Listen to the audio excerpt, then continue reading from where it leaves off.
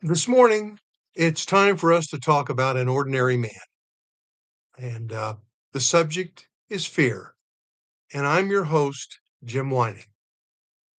I want to talk this morning about an experience I had as a fifth grader involving a slippery slide and how that experience proves out several things that we as Christians need to be aware of. But first, let me talk about obstacles that create fear.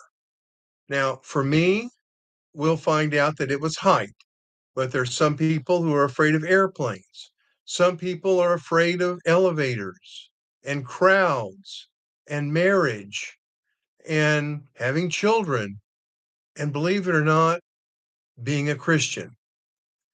And so when we look at the word fear, we realize it appears in many corners of people's lives.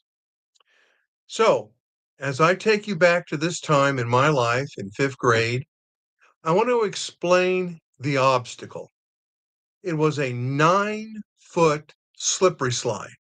It had 8 steps, with the ninth step being the platform onto which you would sit and slide down that slippery slide. Well, this was fifth grade for me. I was huge. I was maybe 5'10, 5'11, pushing 6 foot, which I hit at sixth grade, weighing probably around 150, 160 pounds. So I was a big kid. I should be able to do that.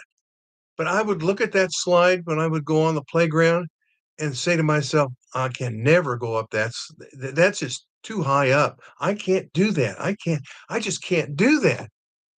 Have you ever been in that position where you said, I can't? I was. Now, my teacher knew that I was having difficulty with that slippery slide.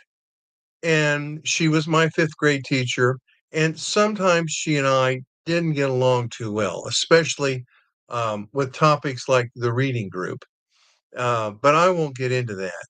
But she was watching me very carefully, as a good teacher does. And she came to me and said, Jim, I know you've been trying to get up that slippery slide, but you stopped in the line many times and not gone on. And I said, yes, that's true. And she said, I've got a little plan for you. She literally opened up her hands in front of me and said, and this plan might just work for you. And I said, well, nothing else has. Let's see what happens. And so she began a project. And the project involved first for me to step on that first step on the ladder with both feet. And so I put one foot on the ladder, then I put the second foot on the ladder on the first step. And then she said, step off. And then I stepped off. And we left. And she said, well, next week, next Monday, we'll have you take 2 steps on the ladder and then walk and take the next 2 steps. And then, of course, take the next 2 steps down and get off the ladder. And so she would go there early in recess, beeline there, and make certain that I was, believe it or not, first in line so that I could do that experiment. And all the other kids, if they were on the slide, had to kind of wait. I don't know. Doesn't make me feel proud that I had to have an exception. So the next week, I did 2 and then came down 2. And then the following week, 3 and then came down 3 and then 4 and then came down 4, then 5 and then came down 5, then 6 and then came down 6 and then 7 and came down 7. I was starting to really get bold.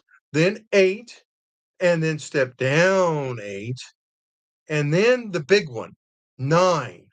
I went all the way up to the ninth step, which was really the platform, and I stood on it. I sat down. I put my arms on the sides of the railings up there, and I pushed off and went down the slippery slide. I actually, over a span of 9 weeks, had accomplished a fear that I thought I could not get past. I mean, I was elated. And quite frankly, as days progressed, I became always a slippery slide participant. I would go up and go down that slide at recess at least 2 times. And I was a huge kid. But for me, this was the biggest accomplishment. And it had it not been for that teacher having patience with me, sticking with me, knowing how how scared I was, how my fear was had taken over, and help and put a solution together, I would never have gotten it done. No, I don't think so. Even today, when I look at a 9-foot slippery slide ladder, I go, "Can I do that?" And of course, every once in a while, I try it, and it's a wonderful feeling to know you have accomplished a task that, in the back of your mind, you thought, "No, I just don't think I can do it." And let me tell you something. We have some really supportive teachers that are helping children like me in all aspects of fear.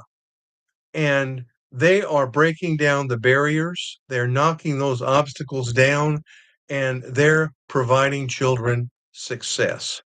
And take your life as a child, fast forward it as an adult, and think of yourself as, how can I pass that on? How can I be supportive of other children? And realize this, and put this together in that last piece. And guess what? When someone says, "Would you like to be a Christian?" and you're in the back of your mind, you're scared because there's going to be challenges.